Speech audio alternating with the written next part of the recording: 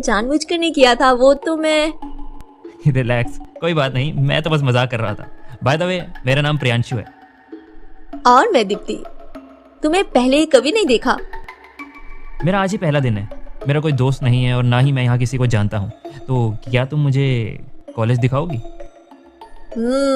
अकल है तुम में। ठीक है चलो। क्या मतलब अक्ल है तुम में? ये तुम नहीं समझोगे। तो दीप्ति, तुम्हारे घर में कौन कौन है? मेरे घर में मम्मी, पापा और मेरा छोटा भाई है। और तुम्हारे?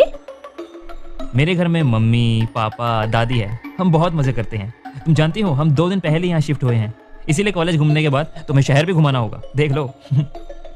ठीक है, घुमा दूंगी। पहले कॉलेज घूमे। इसके बाद दीप्ति प्रियांशु को पूरा कॉलेज घुमाती है। Thank you Deepti. अभी नहीं, जब मैं तुम्हें शहर घुमा दूंगी तब थैंक यू बोलना। इस पर दोनों हंस पड़ते हैं। धीरे धीरे दोनों में दोस्ती हो जाती है और समय बीतने के साथ ही दोनों एक दूसरे के काफी करीब आ जाते हैं। लेकिन अब तक किसी ने प्यार का इजहार नहीं किया था, इसीलिए प्रियांशु दीप्ति को उसके जन्मदिन पर प्रपोज करने का मन बनाता है। इसीलिए सरप्राइज पार्टी भी रखता है। दीप्ति जैसे ही पार्टी में आती है तो सारे दोस्त बर्थडे का विश करते हैं। Oh God, thank you so much. मैं जानती हूँ ये तुम्हारा ही आइडिया था। तुम्हें मेरा जन्मदिन याद था? दीप्ति, मैं तुमसे जुड़ी हर एक चीज को याद रखना चाहता हूँ।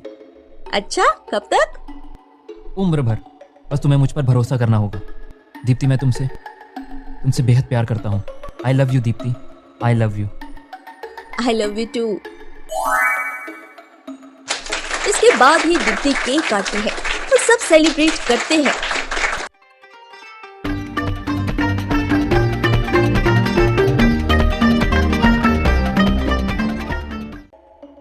कुछ दिन बाद। दीप्ति, तुम मेरे लिए सब कुछ हो। अब ये दूरी बर्दाश्त नहीं होती है। बस कॉलेज खत्म होते ही हम झट से शादी कर लेंगे। जी नहीं, कॉलेज के बाद सबसे पहले हम काम ढूंढेंगे। उसके बाद तुम मेरे घर आओगे और पापा से बात करोगे।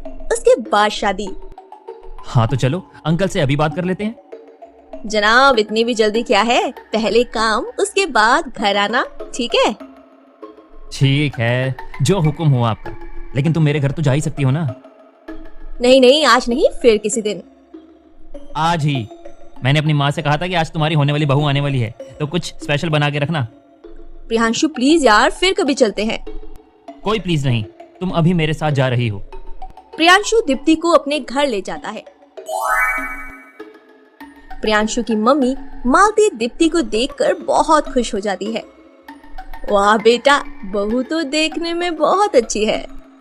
और नहीं तो क्या, आज तक मेरी चॉइस कभी गलत हुई है? हाँ, मैं जानती हूँ बेटी, मैं तो बहुत टेंशन में थी। ये नालायक दिन भर कहता था कि माँ, मैं दीप्ति से प्यार करता हूँ और मैं उसी से शादी करूँगा।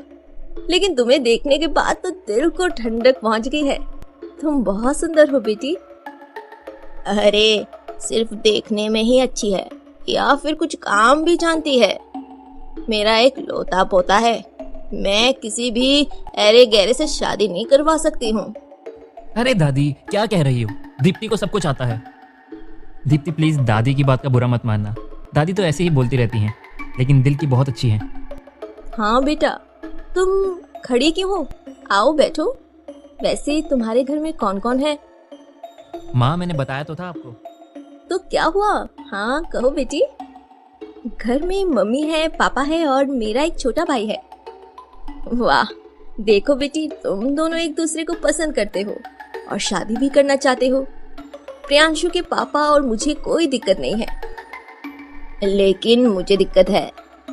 शादी की बात है, लड़की की खानदान कैसा है ये सब तो देखना होगा। माँ जी, ये सब अभी कहना जरूरी है? आप अंदर जाइए। ठीक है, जो मर्जी है करो। बेटी, माँ जी की बात का बुरा मत मानना। उम्र हो गई है तो हमेशा चिड़चिड़ी सी रहती हैं। अच्छा, तुमने अपने पापा से बात की है?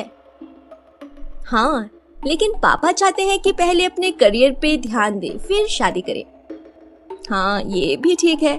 बातों बातों में तो तुम्हें खीर देना ही भूल गई थी। मैंने तुम्हारे लिए खीर बनाई है। नहीं आंटी, आज नहीं, फिर कभी। मैं तो आपसे मिलने आई थी। आपसे मिलकर बहुत अच्छा लगा। अच्छा, मुझे जाना होगा। ठीक है प्रियांशु, दीप्ति को छोड़ के आओ। बेटा, आते रहना। जी आंटी। इसके बाद प्रियांशु दीप्ति को उसके घर छोड़ देता है। कुछ दिनों बाद फाइनल परीक्षा होने वाली थी। प्रियांशु और दीप्ति परीक्षा की पूरी तैयारी करते हैं। फिर कुछ दिन बाद एग्जाम होता है। प्रियांशु और दीप्ति अच्छे मार्क्स से पास होते हैं।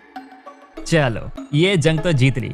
अब जल्दी से एक नौकरी लेकर तुम्हारे पापा के पास जाना है और कहना है, अंकल, आपकी बेटी से मैं शादी करना चाहता हूँ।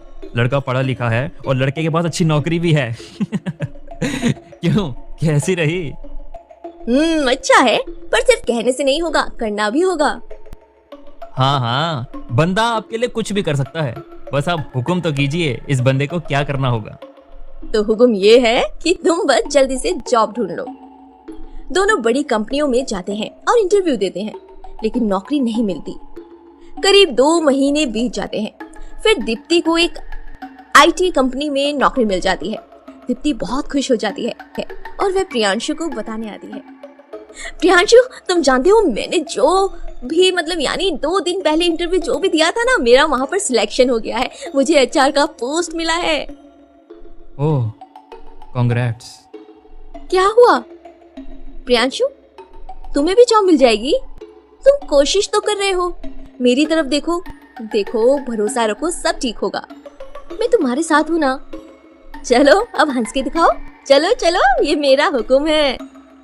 दीप्ति के कहने पर प्रियांशु हंसता तो है, लेकिन वो अंदर ही अंदर बहुत परेशान था, क्योंकि उसे अभी तक नौकरी नहीं मिली थी। और कौन सा बाप अपनी बेटी की शादी बेकार लड़के से करेगा, यही सोचकर वो अंदर ही अंदर दुखी हो रहा था।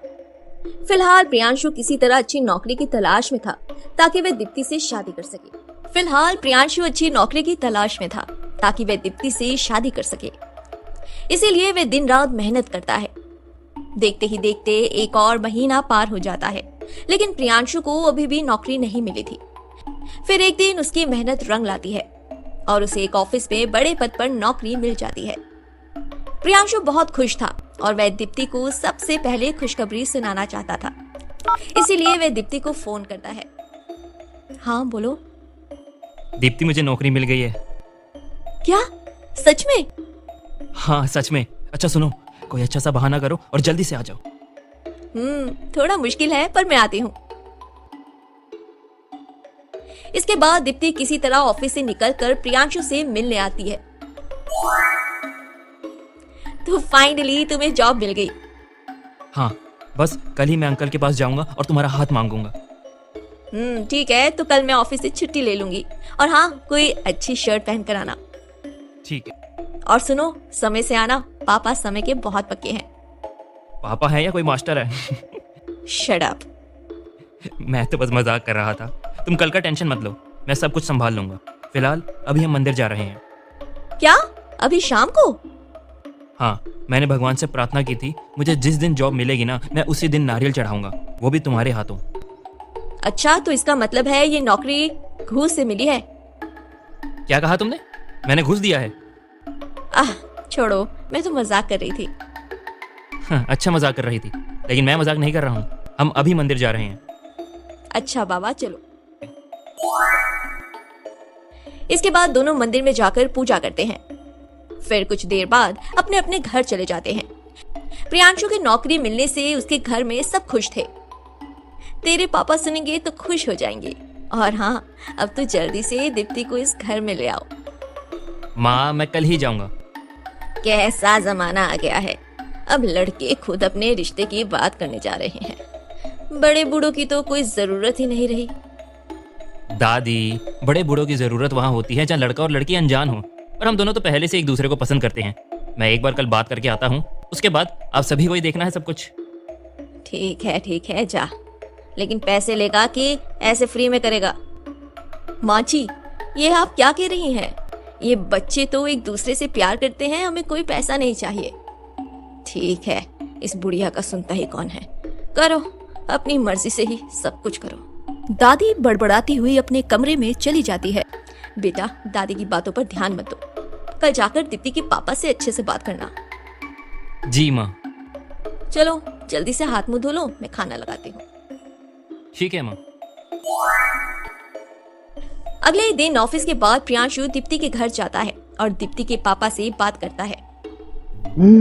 मुझे कोई आपत्ति नहीं है। दीप्ति ने तुम्हारे बारे में सब कुछ बता दिया है। अब तो तुम्हें जॉब भी मिल गई है, लेकिन मुझे लगता है तुम दोनों को थोड़ा समय और देना चाहिए। खैर, तुम बच्चों की खुशी ही हमारी खुशी है। हाँ बेटा, तुम अपनी मम्मी पापा को ले आओ, बाकी का बात हम उनसे कर लेंगे। जी आंटी।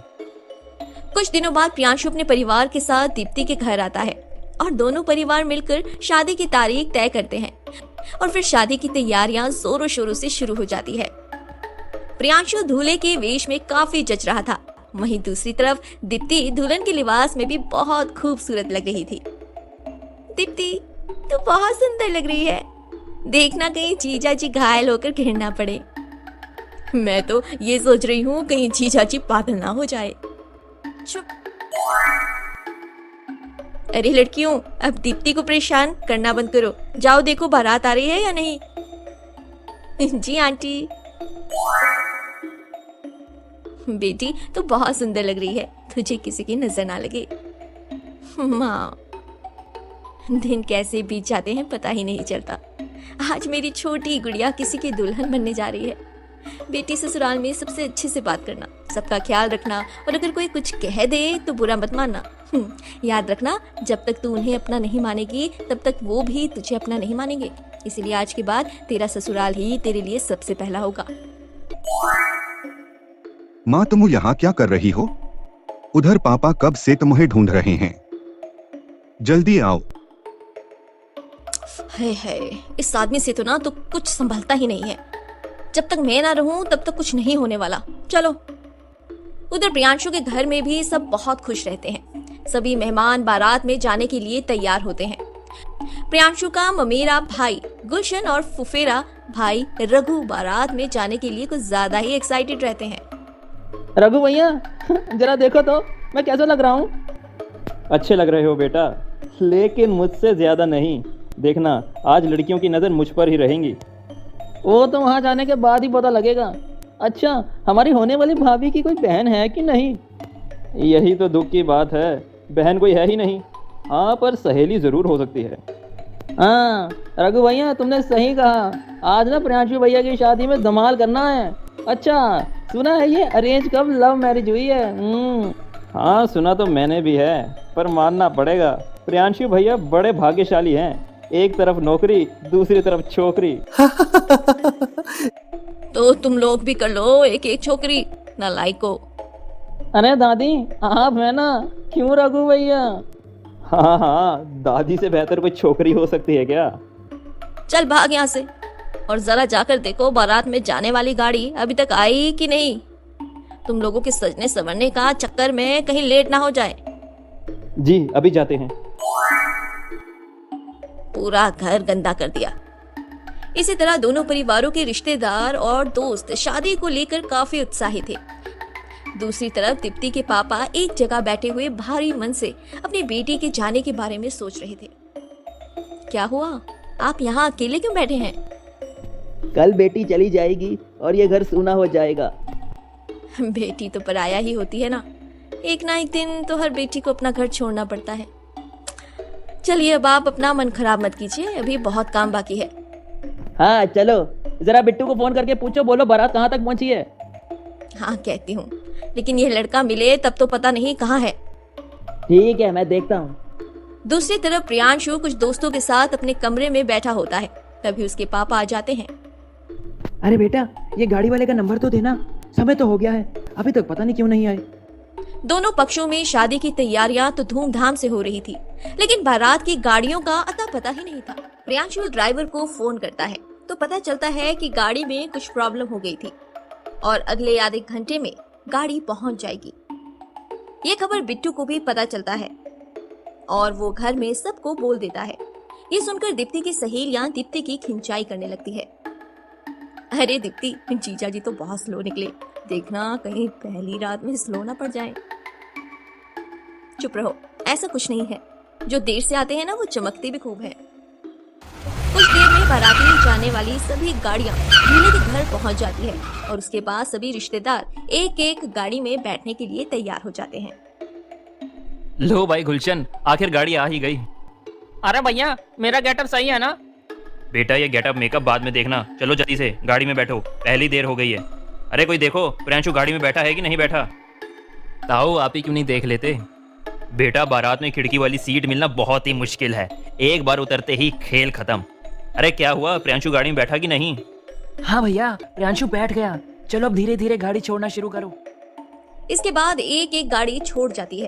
प्रियांशु अपने कुछ दोस्तों के साथ कार में बैठा था और सभी आपस में खूब मस्ती कर रहे थे और पीछे पीछे बैंड बाजा की गाड़ी अलग से ही आ रही थी। वहीं पर रघु और गुलशन की अपनी ही मस्ती चल रही थी। रघु भैया, हम बारात में जा रहे हैं लेकिन कुछ मिस हो रहा है। क्या मिस हो रहा है? गाना भैया, गाना। अरे वो भी होगा, जैसे ही वहाँ पहुँचने वाले होंगे सभी बाराती नीचे उतर जाएंगे और बैंड बाजे की धुन में थिरकते हुए जाएंगे, कितना मजा आएगा। तो भैया अभी ठिरक लेते हैं ना। ड्राइवर भाई, कोई अच्छा हिंदी गाना लगाओ। अरे चुप करो, हिंदी गाना लगा दो। कोई हिंदी नहीं, ड्राइवर भाई भोजपुरी गाना लगा दो। अरे वाह ताऊ, आप तो अद्भुत हैं। ड्राइवर भाई भोजपुरी ही लगा दो। इधर ये सब मस्ती करते हैं, वहीं पर दूसरी ओर दुल्हन के घर में कुछ लोग बारातियों का फूल मालाओं से स्वागत करने के लिए तैयार रहते हैं। अरे सब तैयार रहो, बारात कभी भी पहुंच सकती है। दूसरी तरफ दीप्ति कुछ सहेलियों के साथ अपने कमरे में बैठी रहती है और सब आपस में बातें करते हैं। तभी बिट्टू दौड़ता हुआ आता है और कहता है, दीदी बारात आ गई है। ये सुनकर सभी खुश हो जाते हैं और कमरे से निकलकर छत पर चले जाते हैं और देखते हैं कि बाराती धीरे धीरे नाचते नाचते आगे बढ़ रहा है। दीप्ति, आखिर तेरी बारात आ ही गई, देख सब कैसे नाच रहे हैं। लेकिन बारात में 2 बंदर भी है, मेरा मतलब है 2 लड़के बंदर जैसे नाच रहे हैं। कहाँ मुझे भी दिखा। अरे वहाँ देख। दीप्ति की सहेली इशारा किसी और को नहीं बल्कि रघु और गुलशन को कर रही थी, जो लड़कियों को इम्प्रेस करने के चक्कर में कुछ ज्यादा ही एक्साइटेड हो गए थे। अरे रघु भैया, ऊपर देखिए, ऊपर कैसे हमें देख रही है।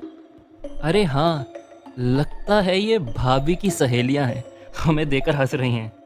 बेटा वो तुम्हें देखकर नहीं, तुम्हारे बंदर जैसे डांस को देखकर हंस रही है। और उछलो बंदर कहीं का। कुछ देर बाद प्रियांशु कार से नीचे उतरता है और छत की तरफ देखता है जहाँ पर दीप्ति खड़ी थी। दीप्ति भी उसे मुस्कुराते हुए देखती है।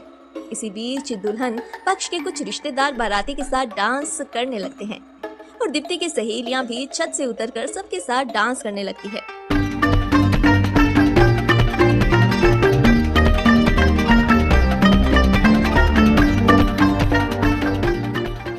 पूरा माहौल जगमगा उठा था और हर कोई खिलखिला रहा था।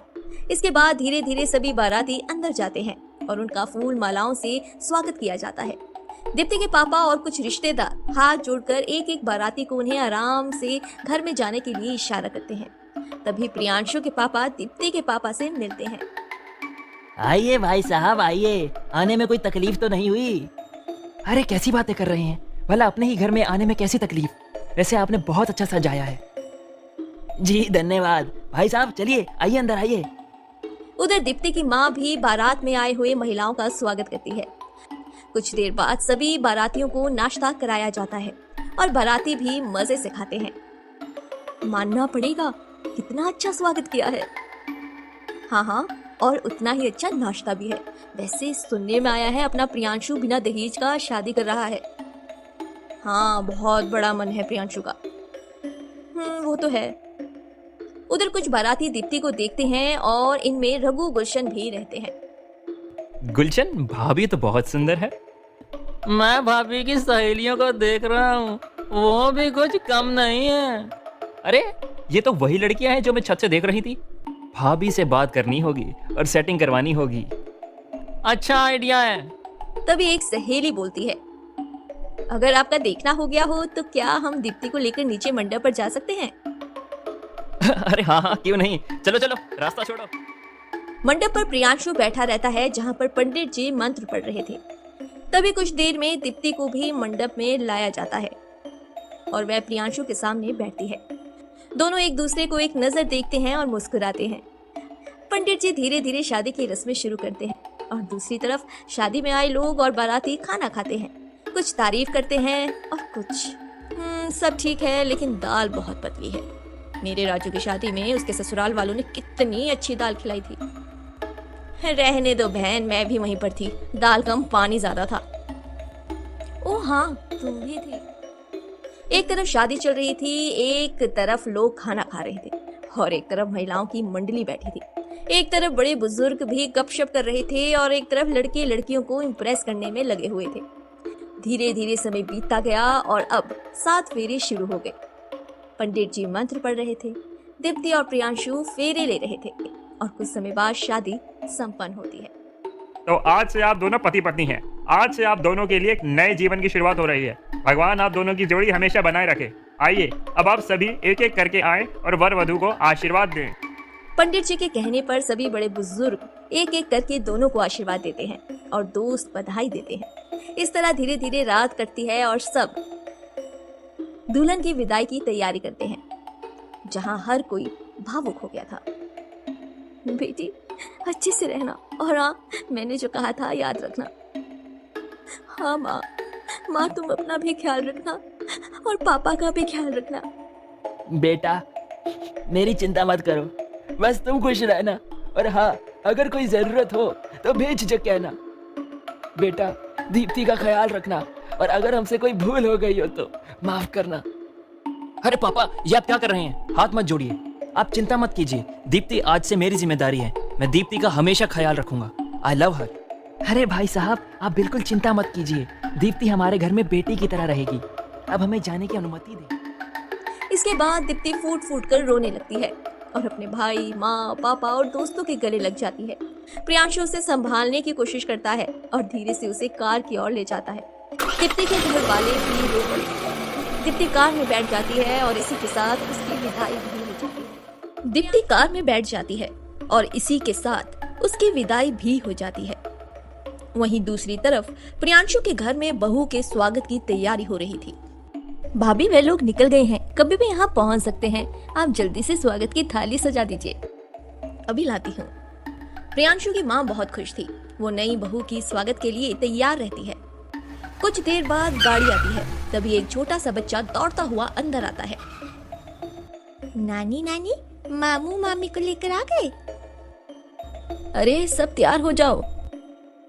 प्रियांशु और दीप्ति गाड़ी से उतरते हैं। तभी प्रियांशु की माँ आती है और दोनों को आरती दिखाकर आशीर्वाद देती है और कहती है, अब तुम दोनों घर में आओ।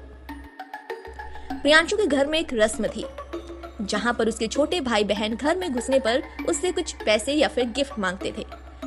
तो जैसे ही प्रियांशु और दीप्ति घर के अंदर जाने लगते हैं तो रघु, गुलशन कुछ बच्चों के साथ दरवाजे पर खड़े हो जाते हैं और मांग करने लगते हैं।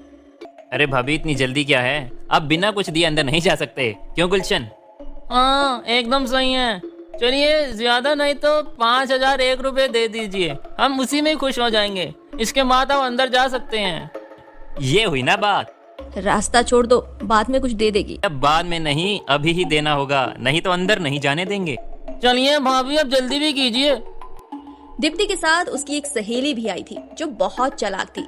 वह कहती है, दीप्ति मैं मानती हूँ इन्हें तो कुछ पैसे तो देने ही चाहिए। बेचारों ने कल रात में बंदर जैसे नाचकर पूरा माहौल जमा दिया था। ये सुनकर सब हंसने लगते हैं। और तुम भी कुछ कम नहीं थी, चिपकली जैसी यहाँ वहाँ फुदक फुदक कर नाच रही थी। क्या मैं छिपकली हूँ? अच्छा ठीक है, तुम लोग अब लड़ाई बंद करो। इसके बाद ही दीप्ति कुछ पैसे निकाल कर देती है। ये लीजिए। अरे भाभी, ये तो बस 500 रुपए हैं, इसमें बच्चों का क्या होगा? गुलशन बस करो, चलो रास्ता छोड़ो। ठीक है, जाइए। इसके बाद प्रियांशु और दीप्ति घर में प्रवेश करते हैं। दिन भर इसी तरह एक के बाद एक रस्म होती है और सब खूब मस्ती करते हैं और सारे बच्चे प्रियांशु के कमरे में ही अड्डे जमा कर रहते हैं। तभी प्रियांशु की माँ आती है। अरे चलो सब, बहू को अब आराम करने दो, बेचारी जब से आई है आराम नहीं की है। बेटी थोड़ा आराम कर लो। और हाँ बेटी, अब तुम इस घर की बहू हो, इसीलिए अगर तुम्हें किसी भी चीज की जरूरत हो ना तो लेने में संकोच मत करना, ठीक है? जी माँ। वाह वाह बहू के आते ही बेटे को भूल गई। अरे तू तो मेरा राजा बेटा है, लेकिन कान खोलकर सुन ले, बहू को किसी भी तरह की दिक्कत नहीं होनी चाहिए। अरे नहीं नहीं माँ। चलो अब तुम लोग आराम करो, मैं जाती हूँ। इसी तरह ये दिन बीत जाता है। अगले दिन रिसेप्शन का तैयारी चल रही थी। प्रियांशु और दीप्ति स्टेज पर बैठे रहते हैं। दोनों किसी राजकुमार और राजकुमारी से कम नहीं लग रहे थे। हर कोई इनकी जोड़ी की तारीफ कर रहा था, तो कुछ तो इन्हें देखकर सपने भी देखने लगे थे। प्रियांशु भैया और भाभी कितने अच्छे लग रहे हैं, किसी राजकुमार और राजकुमारी से कम नहीं लग रहे। बात तो बिल्कुल सही है। अब मुझे भी किसी का राजकुमार बनने का मन कर रहा है। लेकिन राजकुमारी कहाँ मिलेगी? मिल गई है। कौन? भाभी की सहेली, और कौन? हमारी जोड़ी भी क्या खूब लगेगी। कुछ नहीं लगेगी, उसकी जोड़ी तो मेरे साथ जमेगी। रघु भैया ये गलत है। क्यों गलत है? याद है शादी घर में मैंने ही पहले उसे देखा था, और तो और बात भी मैंने ही की थी। हाँ तो उससे क्या होता है? एक काम करते हैं, हम उसी से ही पूछ लेते हैं कि वो किसे पसंद करती है। ये दोनों बात कर रहे थे, लेकिन इन्हें पता नहीं था कि इनकी बातें ताऊ सुन रहे थे। जैसे ही दोनों उस लड़की से बात करने जाते हैं तो ताऊ आ जाते हैं। अरे रुको रुको, कहीं जा रहे हो? नहीं नहीं, हम दोनों तो बस ऐसे यूं ही घूम रहे थे। क्यों गुलशन? हाँ हाँ ताऊ, रघु भैया सही कह रहे हैं, हम तो बस घूम रहे थे। सुनो बेटा, जिसके साथ घूमने की सोच रहे हो वो मेहमान है, तो तुम दोनों सुधर जाओ। पार्टी चल रही है तो पार्टी का आनंद लो। मेरी नजर तुम दोनों पर ही है, ठीक है? चलो अब जाओ, निकलो। इधर रिसेप्शन में धीरे धीरे लोगों की भीड़ बढ़ती रहती है। कोई खाना खा रहा था, कोई गिफ्ट दे रहा था, और बड़े बुजुर्ग आशीर्वाद दे रहे थे। दोनों परिवार बहुत खुश थे। Priyanshu, thank you. Thank you. मुझे ये खुशी देने के लिए। अपने चारों ओर देखो ना, सब कितने खुश हैं। मम्मी पापा सब कितने खुश हैं।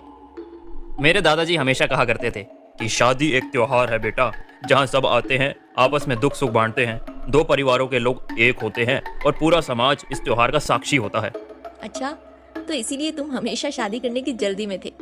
प्रियांशु, तुम मुझसे वादा करो, हम हमेशा ऐसे ही खुश रहेंगे, कभी किसी का दिल नहीं तोड़ेंगे। हाँ, मैं वादा करता हूँ। कुछ देर बाद डीजे बजता है, सभी डांस करते हैं। डांस करते करते गुलशन आ जाता है और प्रियांशु दीप्ति को डांस कराने ले जाता है। फिर सब मिलकर डांस करते हैं।